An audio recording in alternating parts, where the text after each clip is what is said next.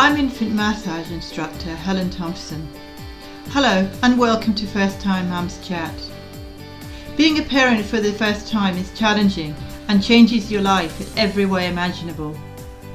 To help ease your transition into parenthood, I aim to offer supportive, holistic approaches and insights for mums of babies aged 4 weeks to 10 months old. My goal is to assist you to become the most confident parent you can and smooth out the bumps along the way. This podcast is brought to you by My Baby Massage, so let's do this together. This podcast is for informational purposes only and does not constitute medical advice. Please contact a medical practitioner if you are concerned or have any medical issues. As a parent, one of the most important milestones you will face is how to potty train your child. Potty training is a huge step for any child and for their parents, and often feels like a hard task. It causes a lot of stress for parents, and there is a lot of peer pressure to potty train your child quickly. In this episode, I answer the commonly asked questions. At what age should I start potty training? And I share a number of tips to encourage teamwork and compassion, whilst making it time for fun and play. I'm a believer of child-led learning and following their cues as much as possible. When it comes to potty training, I believe that there will be times that you will be observing and learning from your child. And there'll be times when you will be teaching your child what to do. So many first-time mums have asked me, what age do I start potty training? Well, that is a very good question. Children's bladders develop at different stages, and here is a guide to assist you. Before your child is 1, they will have no bladder control at all. And 1.5, they still have no control or little control. At the age of 2 to 3 years, little ones start to have bladder control. By the age of 3 or 4 of age, they should have a full bladder control. So the answer to your question is, when is it a good time to toilet train?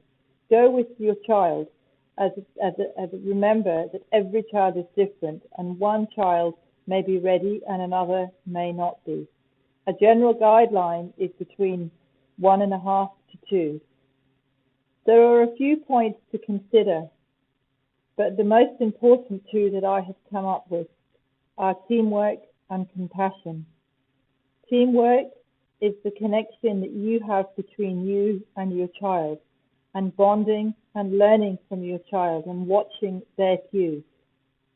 Compassion. This is about being considerate and understanding of their feelings, and remembering that there is no punishment or shame if they have any accident. The most valuable tips I can give you is to be prepared, and it is important to use words such as poo and wee when toilet training, as they are the words that are generally used. And make sure that you have no other commitments and you're in a good space. Remember, this is a journey that you are doing together, and we all have to learn.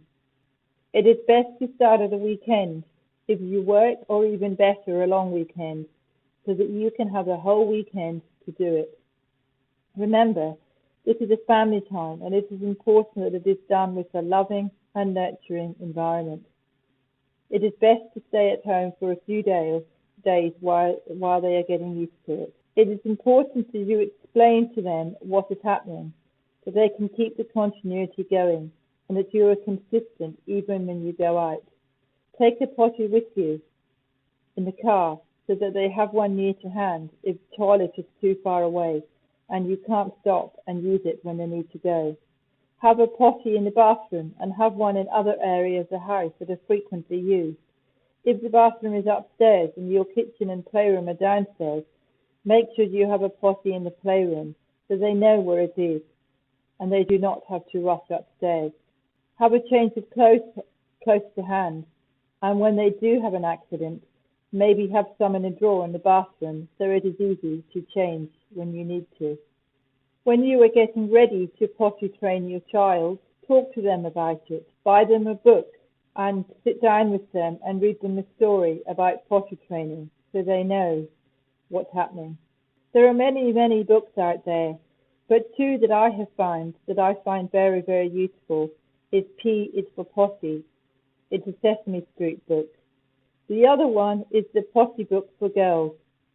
When you go out to get the potties, take your child with you and show them what you're doing. That way it will be gentle and easy process for you when the time comes.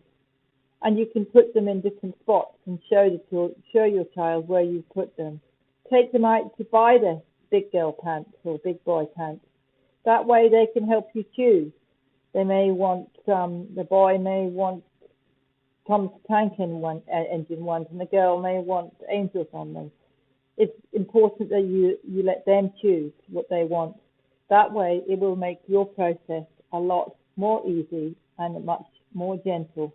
The other thing to be prepared with is a stool by the sink so that when your child sits in the potty and they get up, they can wash their hands. This is teaching them hygiene. Teach your child to put the contents in the potty into the toilet and flush it. This is best done under supervision to begin with. Children often like to see it flushing down the toilet. Start getting them to wash their hands after the potty, even if they have not done anything, as this is teaching them good oral hygiene from the start. Use warm, soapy water and have the steps near the sink so they can climb up and wash their hands.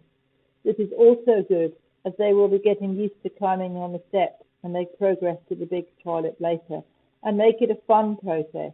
When they're washing their hands, sing a song, encourage them to do it, get them maybe to help you sing a song. This way you're making it fun and you're engaging them in the process, and you're communicating with your child and bonding with them at the same time. I mentioned being compassionate earlier.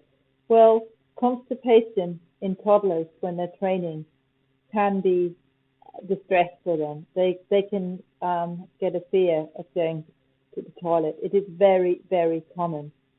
Make sure they have plenty of water. And bear in mind that sometimes constipation can hurt while passing poo, and it can cause fear. If you see that they are constipated, give them space. And if they want to close the door, that is fine. Just let them know you are there close by if they need you. If they are struggling, let them know that poos need to come out and discuss it with them. When your child is getting independent and going to the toilet by themselves, they may have poo streaked underwear. It is often a sign that your child just isn't wiping well and still needs practice. Some children do not like cleaning up poo, while others aren't doing a good job of it yet. But encourage them and tell them that it's okay and show them what to do and remind them to ask for help. Make sure that you don't make it a stressful experience for them. Many children do not master the skill until they are 5. It can be later. Giving them a bath at night can assist them in this process. It may help them their bottom to be less itchy and sore, so that therefore they will enjoy having their bath at night. And you can make it a fun process as well, putting oils, essential oils in the bath, etc., and making it a comforting and relaxing time before bed. Here are a few things to consider when potty training. Make it a fun experience.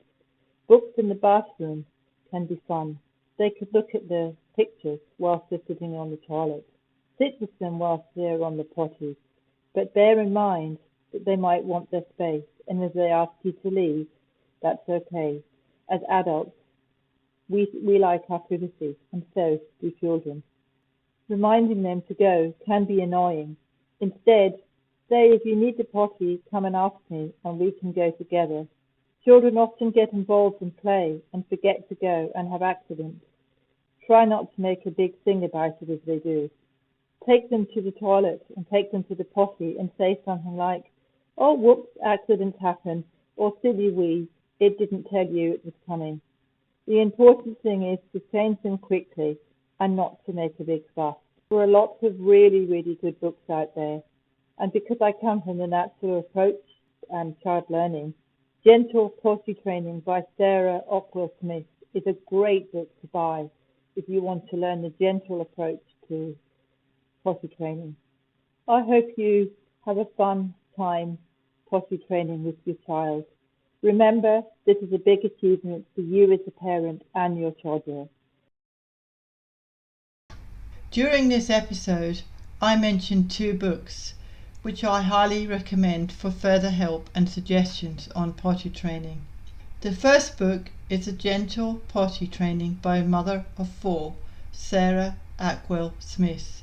This is a practical guide to help parents steer their child through this important development stage. Sarah has an impressive background, including training in baby massage, psychotherapy, and a pediatric homeopath. I particularly like Sarah's approach to working with your child as a team. The second book is called P is for Potty, for you to read to your children. It's from Sesame Street Board Books. In this Lift the Flap book, Sesame Street, Elmo tells girls and boys how to use their potty.